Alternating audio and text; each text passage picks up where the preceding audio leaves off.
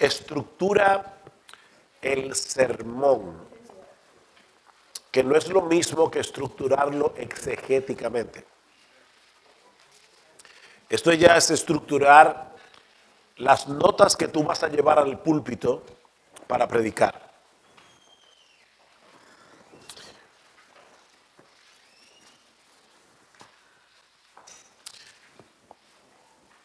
Mis hermanos, los sermones más usados por Dios suelen ser aquellos que poseen una estructura adecuada que permita transmitir eficazmente el mensaje de las Escrituras, de la mente y el corazón del predicador a la mente y al corazón de los oyentes. Alguien decía, un ejército es más eficaz que una turba, aunque tenga la misma cantidad de personas. Pero el ejército está organizado y puede atacar mejor. Si nosotros presentamos a nuestro auditorio un conjunto de ideas inconexas, sin un orden lógico, sin una meta clara, el sermón como tal no será eficaz. Ahora, puede ser que alguna frase tuya en el sermón toque a alguien, pero el sermón como un todo va a ser ineficaz. Decía William Sangster, un predicador, un sermón puede no tener forma y por la gracia de Dios no ser completamente vacío. O sea, no tiene forma y mira, hizo algún bien. Dice, pero luego dice, pero esto casi pertenece a la categoría de milagro. Ningún sermón es realmente sólido si su estructura no es sólida. John Stott lo dice de esta manera: tal como los huesos sin carne conforman un esqueleto, la carne sin huesos forman una medusa. Y ni los esqueletos huesudos ni las medusas hacen buenos sermones. Mis hermanos, tenemos que recordar que estamos predicando la palabra de Dios a personas que fueron hechas a la imagen de Dios. Y nuestro Dios tiene un orden. Él creó las cosas en un orden, Él hace las cosas en una forma ordenada. Dice, hagamos todo decentemente y con orden, porque adoramos a un Dios que hace las cosas en orden. Por ejemplo, ¿qué le dice Lucas a Teófilo cuando le dedica el Evangelio de Lucas? Me ha parecido también a mí, después de haber investigado con diligencia todas las cosas desde su origen, escribírtelas por orden, oh excelentísimo Teófilo, para que conozcas bien la verdad en las cosas en las cuales tú has sido instruido. Lucas investigó las cosas y luego las escribió en orden. En su tratado sobre la predicación, Juan Brodus presenta 4 ventajas de estructurar adecuadamente el sermón. Y yo voy a añadir algunas más. Ventajas de una buena estructura. En primer lugar, una buena estructura es necesaria para que el discurso sea más entendible. Nosotros captamos las cosas cuando son presentadas de una forma ordenada y secuencial. Es decir, una idea siguiendo lógicamente a otra idea hasta llegar a una conclusión. Cuando eso no es así, nuestras mentes reaccionan de inmediato. Por ejemplo, voy a hacer un ejercicio musical aquí. Pam, pa, pa, pam, pam, pam, ping. No, la música es matemática y lo que va es pam, pa, pa, pam, pam, pam, pam, pam. Si yo no digo el pam, pam, me perdí. La mente funciona así. A veces las personas que nos están oyendo predicar, ellos no saben de predicación, ellos no saben de estructura, ellos no saben nada de esto. Pero ellos están sentados ahí diciendo, yo no sé ni para dónde va ni de dónde viene. Y están distraídos. Pero ya está terminando el sermón, ¿o no? Yo no sé qué es lo que está diciendo. El sermón tiene que ser ordenado. En segundo lugar, un sermón bien ordenado contribuye a hacer el discurso más agradable de oír y fácil de atender. Cuando los oyentes perciben una buena estructura, ellos se dejan guiar tranquilamente por el expositor, porque es evidente que él sabe hacia dónde se dirige. Lo peor que le puede pasar a uno es ir en un carro y uno se da cuenta que el conductor está perdido y uno está nervioso. No todos los oyentes, repito, son capaces de entender y de percibir los elementos que componen la estructura de un sermón. Y algunos inclusive no van a poder decirnos cuál es el bosquejo general del sermón. Sin embargo, ellos van a percibir la claridad de la exposición y van a comprender la esencia del mensaje. Mis hermanos, no es agradable escuchar un sermón que no posee ni orden ni armonía. No es agradable. En tercer lugar, una buena estructura hace el sermón más persuasivo. Más persuasivo. Nosotros persuadimos al auditorio y sabemos que es Dios el que persuade los corazones, pero Dios usa medios y uno de esos medios es la persuasión a través de la predicación. Lucas dice en Hechos 18:4 que cuando Pablo estaba en Corinto persuadía a judíos y a griegos. ¿Quién obraba en el corazón? El Espíritu Santo. ¿Pero a través de qué? De la persuasión de Pablo. Y lo mismo vemos en otros textos del libro de los Hechos. Dice Brodus, el que quiere romper una roca con su mazo no golpea en donde quiera, sino que multiplica sus golpes en un punto o sobre determinada línea, y lo mismo debe ser cuando se trata de mover la voluntad. Tú vas argumento tras argumento tras argumento, creando un argumento grande para llevar a una persuasión. Una buena estructura hace que el discurso sea recordado con mayor facilidad.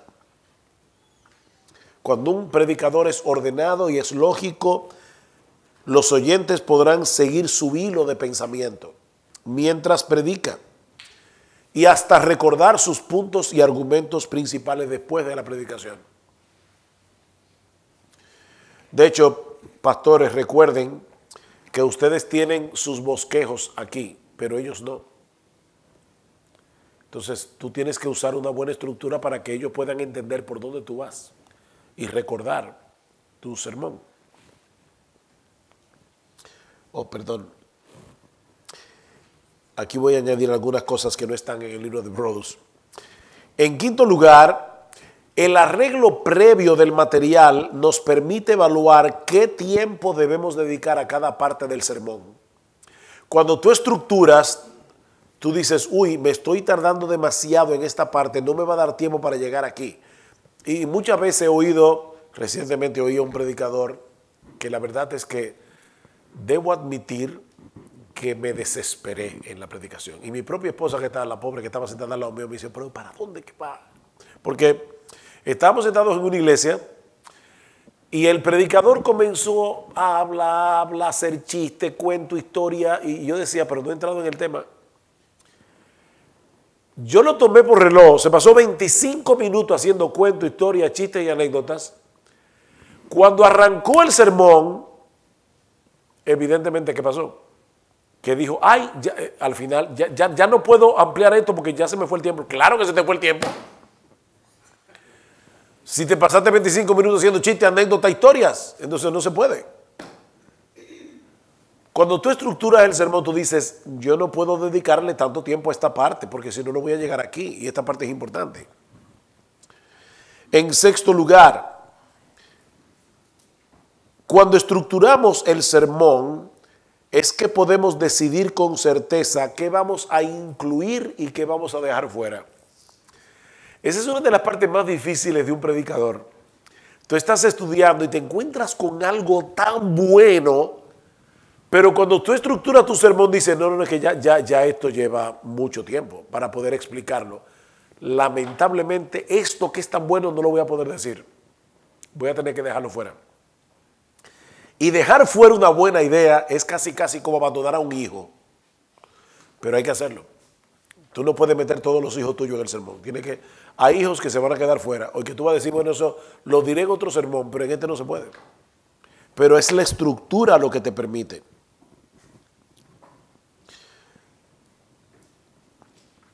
Yo siempre he comparado al predicador con un patinador sobre hielo. Ustedes ven al patinador en hielo que se tira en la pista, guay, y hace 50 piruetas. Si tú sabes que el hombre se ve seguro en su movimiento, tú te sientas tranquilo a disfrutar el espectáculo. Ahora, si tú ves que el tipo está tambaleando y te pasas todo el tiempo, se va a caer, tú no lo disfrutas. Hay predicadores que se ven tan inseguros y que tú no sabes para dónde va, que te pasas todo el tiempo de la predica esperando que se caiga. Y así no se puede oír un sermón tranquilamente. De la buena estructura te permite sentarte tranquilo y tú dices, él parece que sabe para dónde va y lo que él está diciendo. Y entonces tú disfrutas tu sermón y lo escuchas con calma.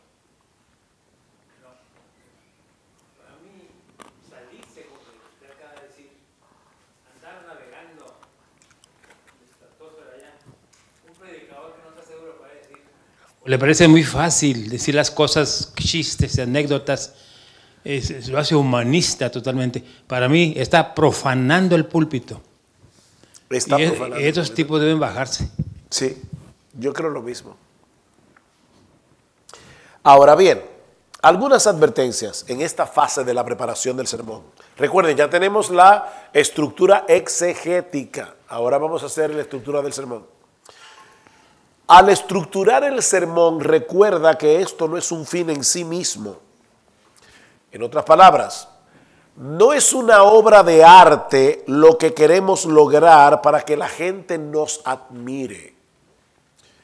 Es un instrumento efectivo para transmitir el mensaje. Un buen bosquejo es como el marco de un cuadro. ¿Qué pasa si tú vas a un museo y hay un cuadro que tiene un marco tan llamativo que tú no ves el cuadro? ¿Eso está bien o está mal? Eso está mal. El marco es solo para realzar el cuadro, no para llamar la atención sobre el marco. Entonces hay personas que les gusta hacer bosquejos ingeniosos para que la gente diga, wow, qué bien lo hace. Olvídate de eso. El bosquejo es solamente un marco para que la gente vea el cuadro, lo que está dentro, el contenido. El buen marco centra nuestra atención en la pintura y realza su belleza, pero no atrae la atención sobre el marco mismo. Y lo mismo pasa con el bosquejo. Nuestra función como predicadores es exponer, no esconder. No debemos colocar la verdad de Dios bajo los escombros de una estructura sermónica complicada y artificial. En segundo lugar, es necesario hacer la observación de que un buen arreglo no siempre es fácil de lograr. Hay textos de las Escrituras que cuando tú los ves se desgranan solos. Y dices, wow, ahí están los puntos de mi sermón. Y es como tan fácil, pero eso casi nunca ocurre. Normalmente. Por lo menos no es lo que a mí me pasa cada semana. Y yo cambio los bosquejos, los puntos principales, yo no sé cuántas veces. En la medida que voy avanzando en la semana, digo, tal vez lo puedo dividir así. Y al rato digo, no, esto no funciona, tiene que ser así. Digo, no, tiene que ser así. Sin embargo, hay momentos en que lo veo una vez y ya, y así es. Hace muchísimos años, muchos años, tiene que haber sido seguro, por una razón que tengo en mi cabeza, tiene que haber sido en el año 1986, por una razón que lo tengo claro en mi cabeza. Yo estaba sentado, yo era uno de los pastores de mi iglesia, pero yo no predicaba casi nunca, predicaba otro. Así que yo estoy sentado en la silla, están cantando el último himno o el penúltimo, no me acuerdo, y de repente viene uno de los diáconos y me toca el hombro. El pastor que nosotros teníamos sufría de asma y a veces le metí un ataque de asma horrible. Y en nuestra iglesia había un solo salón que tenía aire acondicionado y eso ayuda a los asmáticos por muchas razones. El asunto es que el pastor estaba metido en el salón, a veces se le iba el ataque, pero estaba cada vez peor. Y me manda un diácono, dile a Sugel que predique él. Yo dije, uy, yo tenía 26 años en esa época, 27 años de edad. Y estoy yo sentado ahí, me dice el diácono, que dice fulano que predique tú, que está con un ataque de asma malísimo. Y yo veo ya que faltan 2 himnos para yo subir al púlpito. Ahí mismo dije, Señor, hay momentos que tú no puedes nada más que mandar un flechazo al cielo, una nota de auxilio. Señor, ayúdame, socórreme. Ahí mismo me vino a la mente un pasaje que yo había leído en mi devocional durante la semana. Miren si me impactó tanto esa historia que yo todavía me acuerdo del pasaje. 1 Corintios 6, 19 y 20. Yo vi claro, 1 Corintios 6, 19 y 20. Y ahí mismo el bosquejo me vino. Yo no creo en revelaciones, pero voy a usar la palabra para que me entiendan. Fue como una revelación. Yo lo vi clarito, ¡blum! Subí al púlpito y prediqué 45 minutos de ese texto. Y cuando yo bajé, mi hermano me preguntó, ¿de verdad tú no habías preparado ese sermón? Le dije, no. Yo ni tenía ni idea de que yo iba a predicar. Pero esas son las cosas que el Espíritu de Dios hace en un momento. No te lleve de eso, no llegue el domingo a ver lo que... Yo estoy diciendo que esos son el tipo de cosas de ayuda que el Señor da porque sabe que fue porque tú no pudiste hacer otra cosa. Pero de nuevo, de verdad, Spurgeon decía a los estudiantes del colegio pastoral, dice que tú tomas el texto, los aporreas con todas tus fuerzas y energía, pero tu trabajo es en vano. Otro, en cambio, dice Spurgeon, se rompe con el primer golpe y centellea al hacerse pedazos, revelando en su interior gemas que irradian el más extraordinario brillo. Con un solo golpe, pero eso pasa muy pocas veces. Pero cuando tú estés ahí luchando con tu texto y no sabes ni para dónde vienes ni para dónde vas, recuerda el texto de 2 de Samuel 24, no ofreceré a Jehová mi Dios holocaustos que no me cuesten nada. Predicar un buen sermón cuesta. El sermón visto con rayos X. Al hablar de la estructura del sermón, debemos determinar antes que nada cuáles son los elementos que componen el sermón. Porque debo decir aquí que no todos los expositores están de acuerdo en esto. Algunos dicen que un sermón consta de 5 partes principales. Otros dicen hasta más. Yo prefiero usar un esquema más simple y dividir el sermón en 3 partes solamente. La introducción, el cuerpo y la conclusión. Es más fácil así. La introducción, el cuerpo y la conclusión. De estas 3 partes, ¿a qué debemos darle prioridad? Introducción, cuerpo y conclusión. Bueno, sí, a las 3, pero ¿a qué tú debes darle más tiempo? Al cuerpo. Al cuerpo. Si tú te pasas un buen rato haciendo una introducción súper buena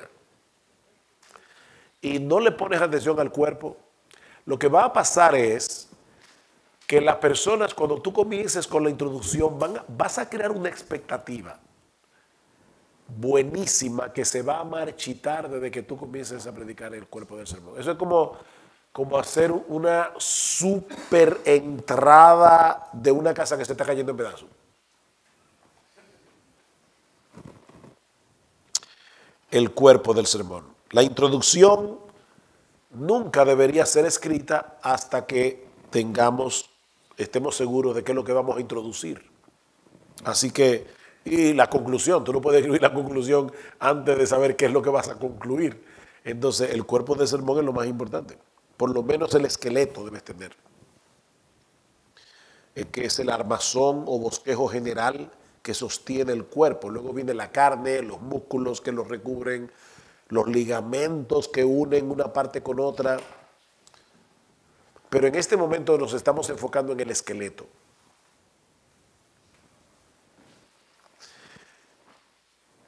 ¿Qué conforma este esqueleto del sermón? Los puntos principales y los secundarios.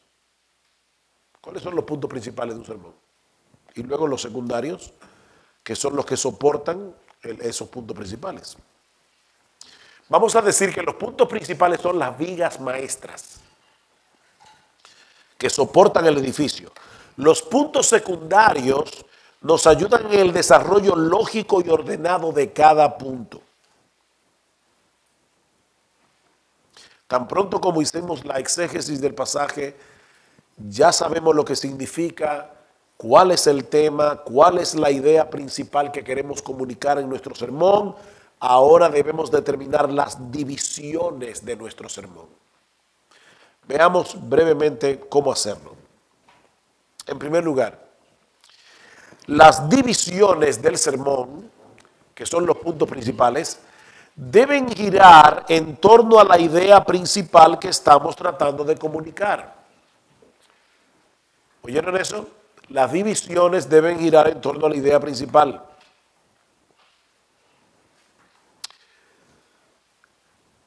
Dice O. Palmer Robertson, dice, no debemos permitir en nuestro sermón que los sargentos ocupen la posición de generales. ¿Qué quiere decir eso? Que debemos desarrollar los puntos principales y decir, este es un punto principal, este es un secundario. No pongas a un sargento, que es un punto secundario, en la posición de un general. Los puntos principales son principales. Déjame hacer un ejemplo aquí. Vamos a Juan capítulo 15. Javiera, ¿hasta qué hora es la hora del almuerzo?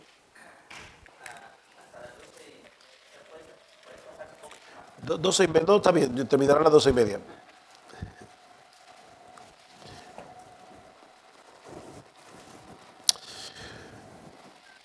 Juan 15, 12 al 17. Vamos a hacer ese pequeño ejercicio aquí.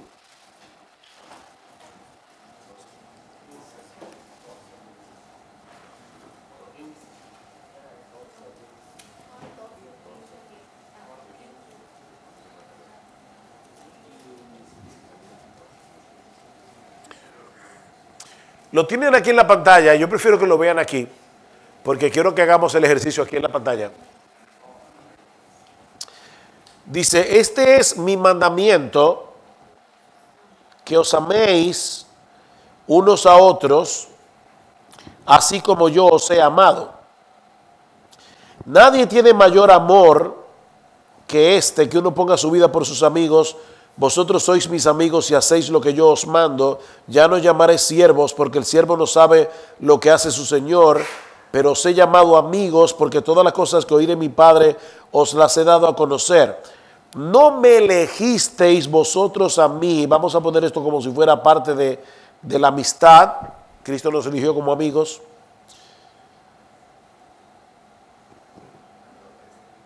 Sino que yo os elegí, perdón, no, déjenme borrar eso. Voy a explicar por qué. Sino que yo os elegí a vosotros y os he puesto para que llevéis fruto y vuestro fruto permanezca, para que lo que pidierais al Padre en mi nombre lo dé. Estos mando, que os améis unos a otros. ¿Ven las veces que aparece la palabra amor? ¿Qué otra palabra es frecuente en el texto?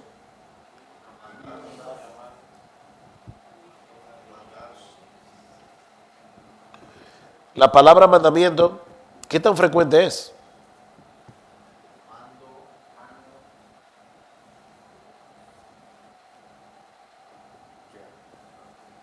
Este es mi mandamiento. ¿Dónde más?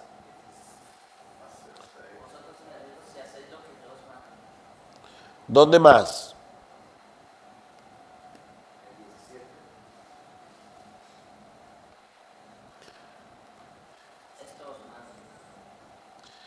Ok.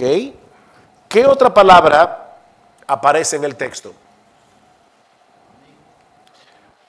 La palabra amigos.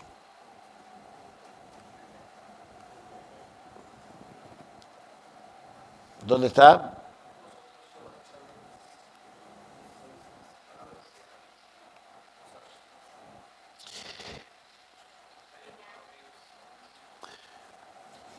Hay un contraste aquí con la palabra siervo.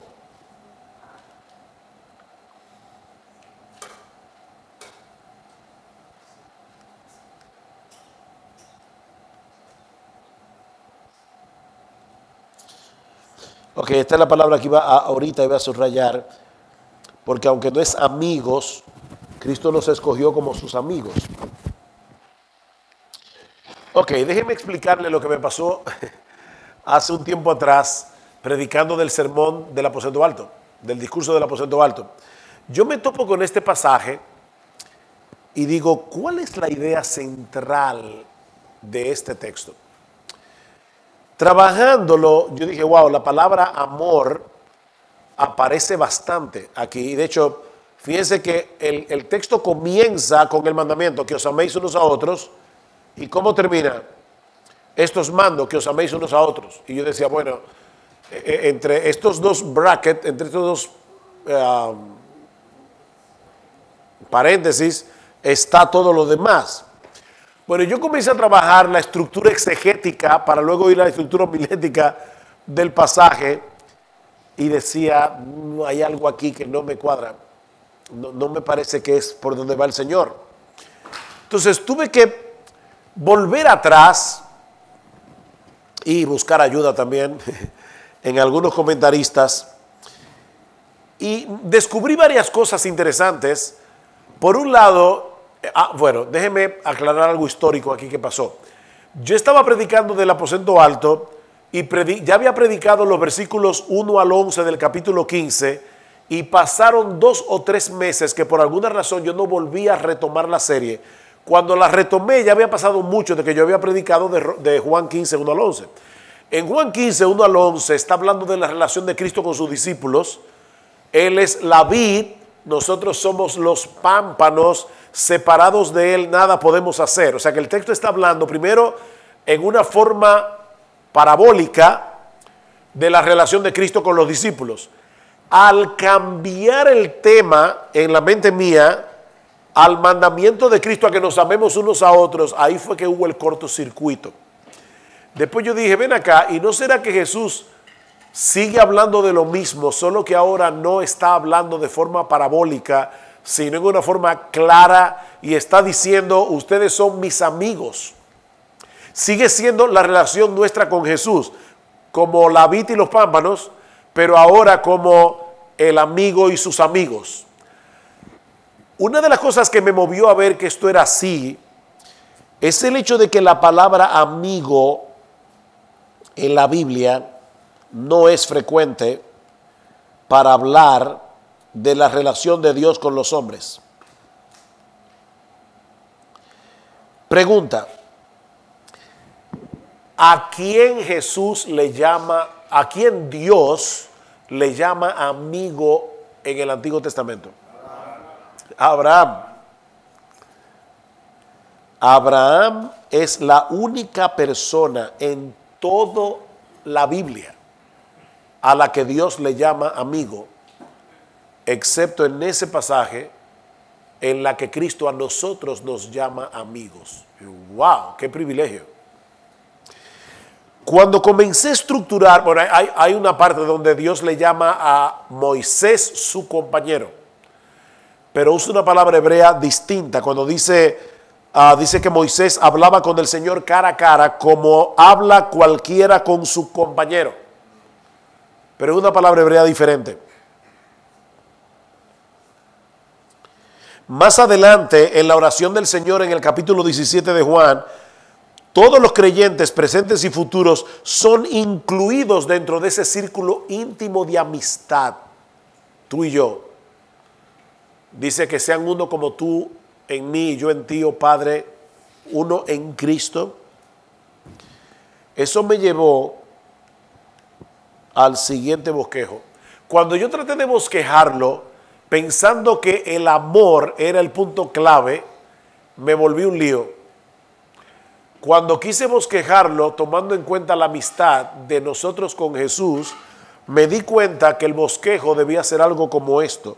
Los amigos de Jesús se aman entre sí con la misma clase de amor con que somos amados por Él.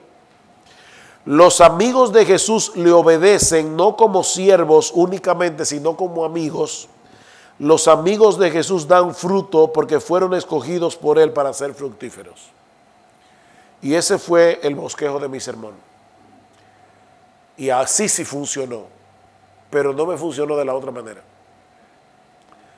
Ahí es que es importante que tu exégesis esté correcta para que de ahí pueda salir la división de una manera correcta. Así que, en primer lugar, las divisiones deben girar en torno a la idea principal. Eso es lo que estoy tratando de mostrar. La idea principal no es el amor. La idea principal es nuestra relación con Jesús. Y por lo tanto, todos los puntos del sermón deben girar en torno a esa idea. ¿Cómo puede ser la diferencia entre el ejemplo que usted acaba de usar? En Juan 15 se repetía más de amor, ¿no? Amor, ¿no? ¿Cómo puede ser esa diferencia? ¿Ese es especial o pasa toda la Biblia? Puede ser que una palabra se repita mucho y eso no quiere decir que sea la idea principal. Es una de las herramientas que usamos para ver la idea principal, pero en este caso la palabra amigo también se repite. Sí, si tú lo ves, mira, 1, 2, 3 y 4 la palabra amor. 1, 2, 3, en cierto modo 4 la palabra amigo, comparado con siervo que aparece 2 veces. Ustedes ya no son mis siervos, son mis amigos. Entonces, si vamos a eso, la palabra amigo tiene más énfasis en el pasaje que la palabra amor. El amor es una consecuencia de que somos amigos de Jesús. Pero la idea central no está en el amor, está en ser amigos de Jesús. Lo cual es un gran privilegio, ser elegidos para ser amigos de Jesús.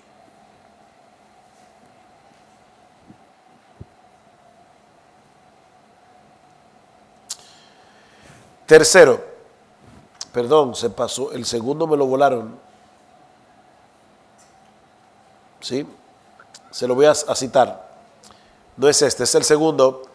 Siempre que sea posible, las divisiones deben disponerse de tal manera que indiquen progresión de pensamiento. Es decir, el auditorio debe ver que los estamos llevando hacia una meta. Este progreso se hará más evidente si disponemos nuestros puntos en un orden lógico y ascendente. Por ejemplo, lo negativo debe venir antes de lo positivo. Tú estás predicando de la llenura del Espíritu. ¿Qué sería más lógico? Que tú dijeras primero qué es la llenura del Espíritu y que luego dijeras lo que no es. O que tú comenzaras quitando las nociones equivocadas que la gente tiene de la llenura del Espíritu para luego decir lo que es. Que es más lógico. Comenzar por lo negativo. Ser lleno del Espíritu no es hablar en lengua. Ya quité eso del... si había algún pentecostal en el medio se fue. Ok. Ser lleno del Espíritu no es comenzar a brincar y saltar. Entonces ya yo estoy quitando todo eso del medio para decir, ok, ser lleno del Espíritu es ser controlado por el Espíritu a través de la palabra. Y lo voy a probar. Pero lo negativo primero, generalmente lo positivo después. La objeción a la refutación. ¿Qué es lo que hacía Pablo? Entonces me dirás, pecaremos para que la gracia abunde en ninguna manera. Porque entonces, él primero ponía la objeción y luego la respondía. El planteamiento del problema debe venir antes que la solución. Primero yo planteo un problema y luego digo, ¿cuál es la solución de ese problema? El razonamiento a la exhortación. Ese es un orden lógico. En tercer lugar, cada división debería contener una sola idea básica. Debemos evitar que una penetre en el terreno de la otra. ¿Qué quiero decir con eso? Vamos a suponer que estamos predicando de 1 Corintios 13. Y después que tú hiciste tu trabajo, yo no voy ahora a hacer toda la estructura exegética, tú dices, ok, este es mi bosquejo. La preeminencia del amor, 1 Corintios 13, 1 al 3. Las características del amor, versículos 4 al 7.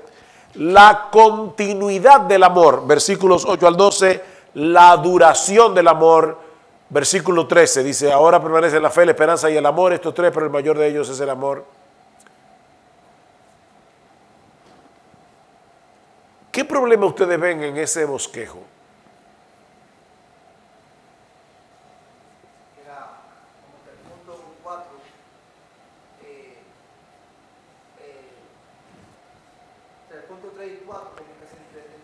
El 3 y el 4 se solapan. Y esta es una falta común que confunde al auditorio y dificulta el progreso del sermón. ¿Saben por qué? Porque el oyente se va a sentir que estamos atascados en vez de avanzar a una conclusión. Y otros pueden sospechar que hay una distinción sutil entre los dos puntos que ellos no están captando. Entonces, yo estoy predicando mi sermón, pero el oyente allí sentado, yo estoy hablando y hablando, pero él está pensando, ¿y qué diferencia hay entre la continuidad y la duración? Ya lo perdí, porque él está distraído tratando de entender la distinción. ¿No sería mejor hacerlo así? La preeminencia del amor, las características del amor y la permanencia del amor. Si no sabía de qué iba a predicar el domingo, ahí está. Ya tienes el sermón del domingo, de mañana. La preeminencia del amor, las características del amor, la permanencia del amor. Rápidamente, para terminar esta parte. En cuarto lugar, las divisiones principales deben ser pocas. Un mínimo de 2, obviamente. Y en la generalidad de los casos, no más de 5. Alguien decía que los pastores bautistas se reconocen por sermones de 3 puntos. Y si no tiene 3 puntos, está mal. No, puede ser de 2, puede ser de 4, no tiene que ser 3. Pero si un pasaje o tema requiere de más divisiones para exponerlo adecuadamente, es posible que tal vez tengamos que predicarlo en más de un sermón.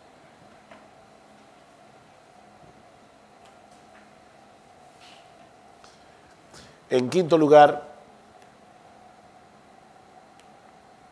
las divisiones principales y secundarias deben estar estrechamente relacionadas entre sí y en la medida de lo posible seguir una pauta gramatical uniforme. Seguir una pauta gramatical uniforme. ¿Qué quiere decir eso? Juan 7, 37 al 38. En el último y gran día de la fiesta, el Señor se puso en pie y alzó la voz diciendo, si alguno tiene sed, venga a mí y beba. El que cree en mí, como dice la Escritura, de su interior correrán ríos de agua viva. Esto dijo del Espíritu Santo que habrían de recibir los que creyesen en él. Ok, tenemos ese texto, vamos a estructurarlo. Y aquí está mi sermón. Primer punto, ¿cuándo pronunció el Señor estas palabras? En el último y gran día de la fiesta. Segundo punto, los pecadores tienen sed, y el que tiene sed venga a mí beba. Tercer punto, la salvación es por la fe. Esto dijo de los que habían de creer en él. Cuarto punto, ¿por qué la salvación que Cristo ofrece sacia al pecador? Porque dice que de su interior correrán ríos de agua viva. Pregunta, ¿qué es más eficaz? ¿Este sermón o este sermón? Primer punto, el escenario de la invitación en el último y gran día de la fiesta. Segundo punto, los destinatarios de la invitación, si alguno tiene sed. Tercer punto, el contenido de la invitación, venga a mí y beba. Cuarto punto, la promesa de la invitación, de su interior correrá río de agua viva. ¿Cuál de los dos sermones es más eficaz? ¿O cuál de las dos estructuras? ¿Esta o esta?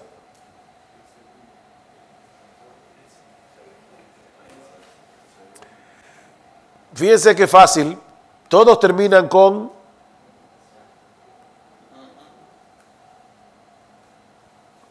ya lo que ellos tienen que recordar es el escenario, los destinatarios, el contenido y la promesa. Sigue una pauta gramatical uniforme, es más fácil de recordar. Es mucho más sencillo, más simple.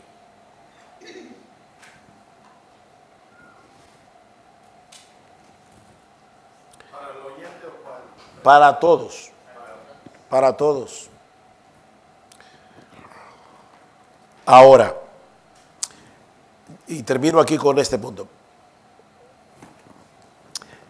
Yo conozco muy buenos predicadores que predican sermones muy poderosos y que continuamente violan esta regla, sobre todo la número 5, la que acabo de dar. Pero ellos son las excepciones que confirman la regla. La mayoría de los mortales haríamos bien en tratar de desarrollar el arte de saber bosquejar en total dependencia del Espíritu Santo. De hecho, hay un predicador que yo escucho mucho y que me nutre mucho, y su bosquejo es bien raro, siempre, generalmente. Y yo siempre digo a los hermanos, no traten de imitar a este predicador porque él es inimitable, él es único en su clase. Y pudiera decir el nombre, pero fuera de cámara. Pero generalmente hablando, es más fácil seguir un sermón así. Sin embargo, como les decía, este hombre para mí es, yo me edifico muchísimo con sus sermones, pero no lo imito. Yo creo que no se debe imitar. A él Dios lo ensambló de cierta manera, pero el común de los mortales no somos así.